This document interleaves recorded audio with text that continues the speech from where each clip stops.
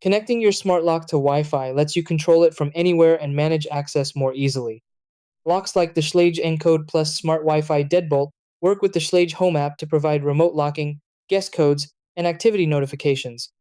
During setup, the lock communicates with your phone through Bluetooth first, and then connects to your home Wi-Fi network. It's important to use a stable 2.4 GHz Wi-Fi connection, since most Schlage Wi-Fi locks don't support 5 GHz networks. Once connected, you'll be able to control the lock, create access codes, and monitor activity directly from your phone. Step 1. Install the Schlage Home app and sign in or create an account. Step 2. Turn on Bluetooth on your phone and select Add Lock in the app. Step 3. Scan the QR code or enter the lock serial number to register the device. Step 4. Choose your 2.4 GHz Wi-Fi network and enter the password.